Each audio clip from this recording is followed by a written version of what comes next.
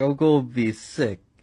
I just looked through my Walmart history and I found this Walmart order from 2 years ago for the whole month worth of groceries. 45 items cost $126. A whole month of groceries just for me, basically. But I did notice this reorder all button, and I wanted to see how much it would cost now. Now, this order of 45 items for 1 month would have cost $414. That is... I've been telling people, do not believe the government when they say inflation's only 8 or 10%. Food's gone up double, triple. That's over 100%. Whoever's doing the inflation numbers, liars. Talk about an opportunity economy. This is what the president looks like. And if Kamala Harris is voted in as president, expect it to become the future. And don't look now because she's now doing interviews by herself. No training wheels, guys. But of course, she does go on MSNBC so she could be handed softball questions. Now, what's really weird is that this interview, it really didn't go well. In fact, she looks so dull compared to her sharpness in the debate against Donald Trump. Now, you gotta wonder why her team wasn't able to prepare her more for Stephanie Ruhle, especially when they should have expected the first question to be about the economy. And guys, before we get started, I'll ask that you take a second, hit the like button for the video. Thank you so much for sharing the video and subscribing to the channel. Let's jump in. Madam Vice President, you just laid out your economic vision for the future. Yeah. But still, there are lots of Americans who don't see themselves in your plans. For those who say these policies aren't for me, what do you say to them? Well, if you are hardworking, if you have the dreams and the ambitions and the aspirations of what I believe you do, you're in my plan. You know, I have to tell you, I really love and am so energized by what I know to be the spirit and character of the American people. We have ambition, we have aspirations, we have dreams. We can see what's possible. We have an incredible work ethic, but not everyone has the access to the opportunities that allow them to achieve those things. But we don't lack for those things. But not everyone, you know, gets handed stuff on a silver platter. And so my vision for the economy, I call it an opportunity economy, is about making sure that all Americans, wherever they start, wherever they are, have the ability to actually achieve those dreams and those ambitions, which include, for middle-class families, just being able to know that their hard work allows them to get ahead, right? I think we can't and we shouldn't aspire to have an economy that just allows people to get by. People want to do more than just get by. They want to get ahead. And I come from the middle class. Look, my mother raised my sister and me. She worked hard. She saved up. By the time I was a teenager, she was able to buy our first home. Whoever's writing these answers for Kamala needs to be fired on the spot, because you would think that she'd have something else prepared for us, given that this is a big interview, but she's still repeating herself like a broken record, which kind of goes to show that she's completely clueless as to what the heck she's actually talking about. Now, again, this is the very first question, and she's already used dreams, ambition, aspirations, and the whole middle class story, which is essentially a majority of what she says in all of her interviews since she was nominated by her party, aka installed. And I also have to remind you guys that the question was from Americans who didn't feel as if they were included in her economic plans. Because if we go by what she wants to do, she's talking about a specific demographic. She's talked about first-time homebuyers, Americans that want to start a business, entrepreneurs, side hustlers, and those that are thinking about having their first child. Do you see how specific this is? Which makes the first question very logical. And yet she somehow still manages to change it back to her time in the middle class. So basically, if you've seen one Kamala Harris interview, you've practically seen all of them. And you gotta wonder what her team was thinking as she says all this. And you can play it back. She says aspirations, dreams, and ambition multiple times in just one single answer. It's like she wants us to play a drinking game with her interviews. And it's funny because they want us to believe that Donald Trump has been the president for the last 4 years, given how awful it's been. But here's another part of the interview that just completely blew my mind. Here's what she said when confronted with possible issues that she may have down the line with her future plans. And expanding that child tax credit, or you mentioned housing before, giving that extra money for a first home. If you can't raise corporate taxes, or if GOP takes control of the Senate, Where do you get the money to do that? Do you still go forward with those plans and borrow? Well, but we're going to have to raise corporate taxes, and we're going to have to make sure that the biggest corporations and billionaires pay their fair share. That's just it. It's about paying their fair share.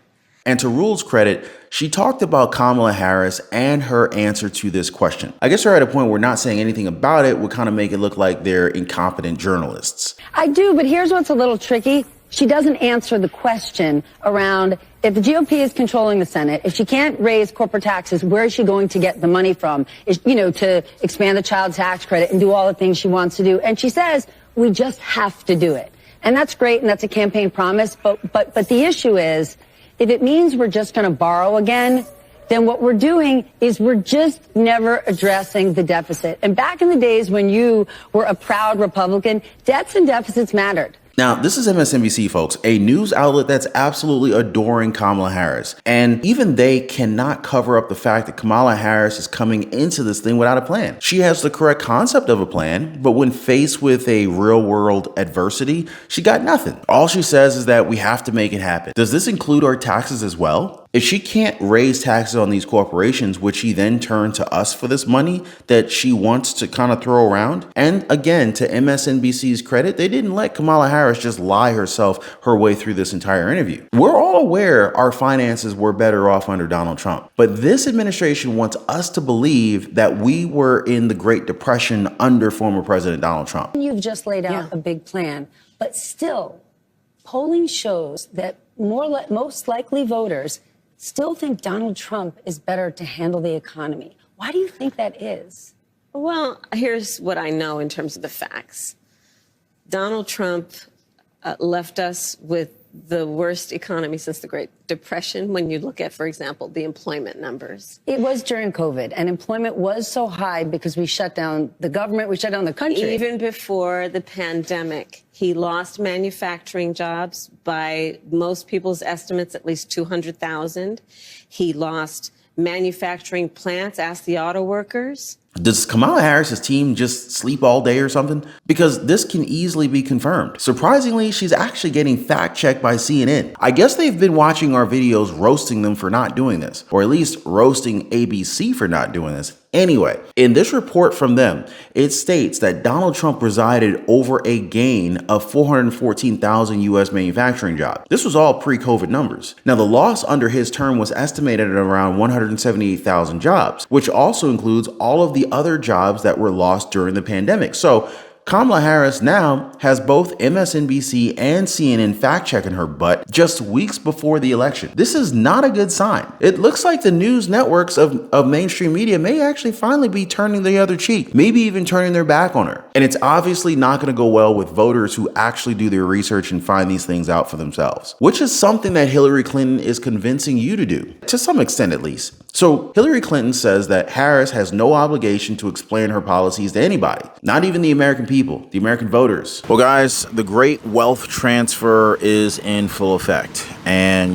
whether it's Donald Trump that ends up winning the election or if it's Kamala Harris, oh God, we're in a world of a pickle, as my grandfather would say. Our freedoms are being stolen, guys. Credit card companies are out to get us. And if you don't understand the game, well, you end up getting played by the game. Now, if you're anything like me, guys, you were probably out of shape, maybe in debt, living paycheck to paycheck, and just feeling like the system is just completely taking advantage of you. I remember for a long time, I could rarely ever get any time to spend with my wife. And it's kind of funny because where I used to work with a lot of married men. And a lot of those married men would always complain about their spouses as if they really just didn't even like their spouses, which is sounding like a pretty horrible situation. But that was the case for many of them. They didn't like who they were married to. But I was different. Anyway, through trial and error and through a lot of pain, I figured out how to gain freedom and also lose a lot of weight and actually get in shape. And guys, I'm gonna be honest with you, that was a game changer. To no longer be living paycheck to paycheck, figuring out how to get the credit cards to pay me, the power of a strong credit score. I pay thousands of dollars less per year for the same house as my neighbor just because my credit is better than his is. And this is not to brag. I mean, but this is the truth. The banks are literally taking advantage of the poor. It's like the people who can least afford it, they're charging the poor what is like unofficially called a poor tax or a tax on the poor. I mean, I'm now at a point where, like, number one, I don't pay for credit cards. In fact, credit card companies pay me to use their cards. And I figured out how to build a lifestyle that is just ultimately very, very healthy. I lost a tremendous amount of weight and I put on a lot of muscle. But when I was struggling, I wish I knew people who knew these things. So anyway, I decided to create a community of like-minded people who are also interested, just like me, in living better. So if you guys want to join my community, it's called the Liberty Pursuit Network. It is brand new. Come on over. I'd love to have you guys and join like-minded people. Be positively motivated by others who are also on the same pursuit. So I'm going to leave a link for you guys so you can join me over on the Life Pursuit Network in the description down below this video. So check it out, guys, and let's not be a victim of this great wealth transfer that is taking place right now. And it's not just the polls that Donald Trump is taking by storm, folks. Also, early mail-in voting. They just found out that vote-by-mail data in 3 key states showed the edge Democrats enjoyed in 2020 has plummeted.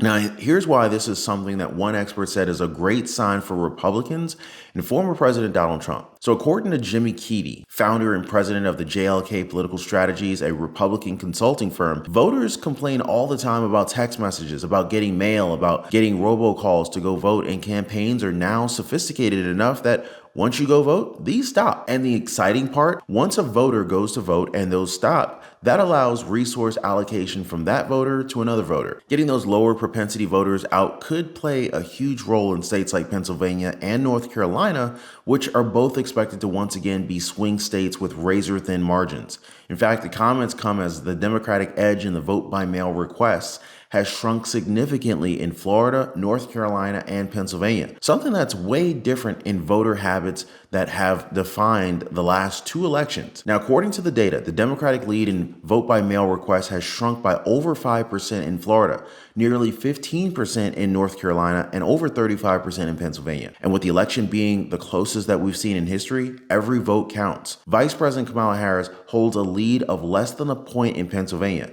Meanwhile, Donald Trump holds a similar size lead in North Carolina, at least according to Real Clear Politics polling average, meaning the ground game to turn out voters on each side could be the deciding factor in this election. So now with this mail-in and early voting shift in the GOP will help the party compete with Democrats in an area where Republicans were at a decided disadvantage in 2020. According to Keedy, as Republicans, we have to start getting the base to early vote, to do mail-in ballot, to do these things that we know are safe and secure to get people out to the polls. He says the Democrats have done this really well for years. So why can't we? Because let me tell you guys, now is the time to strike. Kamala Harris and the Democratic Party, they're weak and they're getting desperate. Case in point, the vice president is reportedly planning to visit the southern border in Arizona, which critics are calling a political stunt. The fact is, should Harris visit the border, it would be her first since she visited El Paso, Texas in 2021, as she faced pressure over the whole escalating crisis at the southern border and her role overseeing root causes of migration, which led her to being dubbed the border czar.